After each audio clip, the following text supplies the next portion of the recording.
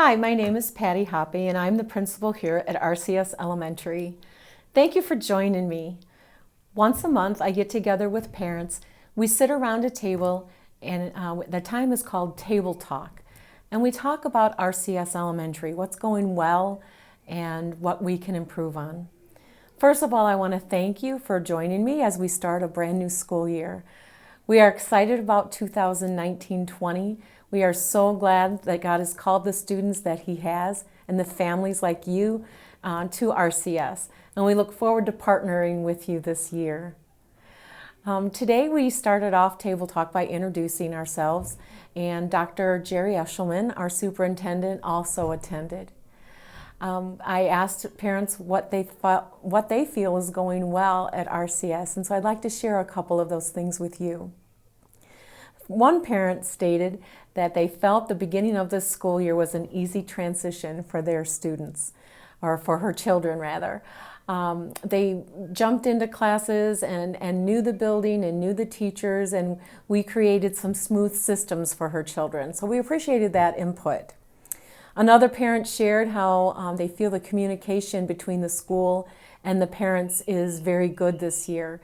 And that was one of the goals that we had, to make sure that we communicate with families so they know what's going on and they have a way to ask us questions too.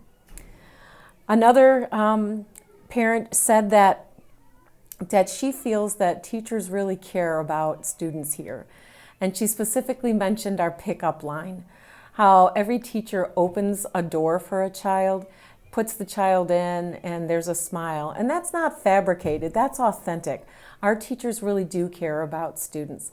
And we also care about the safety of pickup lines. So that's why you see us wearing vests, and we're trying to make that system go as smoothly as possible. Thank you so much for being willing to be patient with us as we ironed out all those wrinkles at the beginning of the school year. Then another area that we talked about was the area of dyslexia.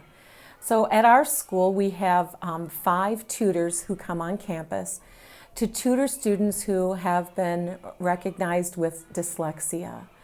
And a lot of people have misinformation about dyslexia. They think those are just the students who write backwards, or they don't have much intelligence.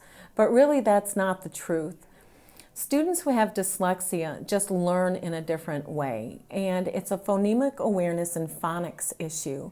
And what they need is a systematic and explicit instruction for language understanding and a structured phonics approach.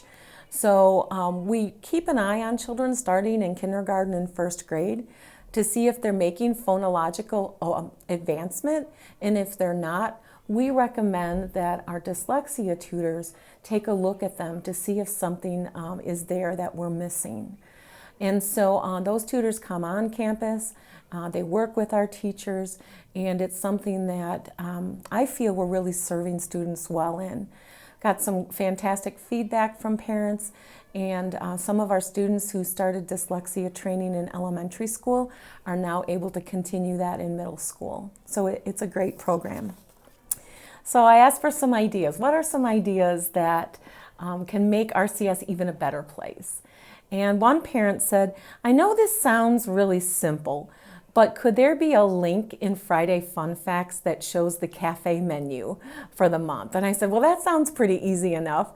So we're going to include that in Friday Fun Facts. If you're not reading Friday Fun Facts, I urge you to read that.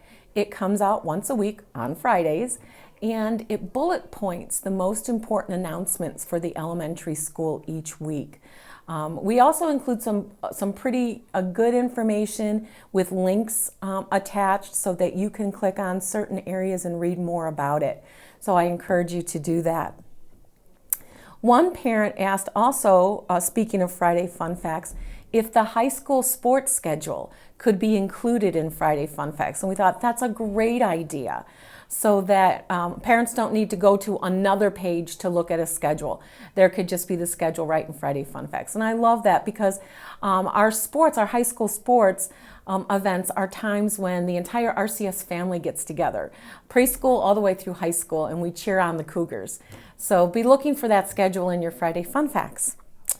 Another parent asked if there could be a way that our needs, our teachers' needs, can be shared with parents in case they would like to donate some supplies.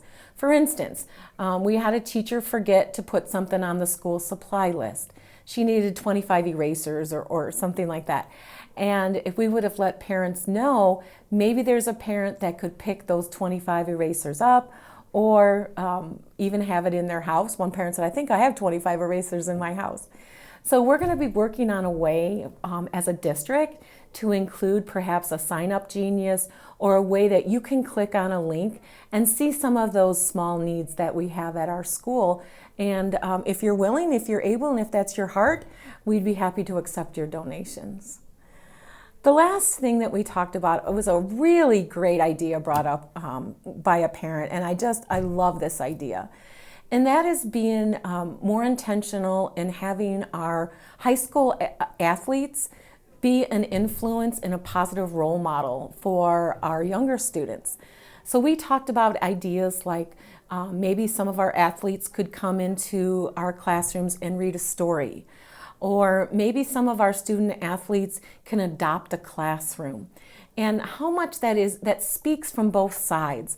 Our little ones are looking up to our athletes and saying, I want to be like you when I grow up. You are such a good model. And then it also allows our athletes to be intentional on their modeling for the little ones, and seeing them at their games and waving to them, and just having that partnership. We have the beauty of that because we have a preschool, elementary, middle school, and high school all on the same campus. So that's something that Dr. Eshelman had expressed his desire in seeing that happen. So we're going to be working on that. So those are just a few of the things that we talked about. You can click on a link to see some more description of systematic instruction for students with dyslexia. I have included that link in this video. Thank you so much for joining me. And if you're able, please join me live for Table Talk the first Friday of every month in our library. Thanks a lot.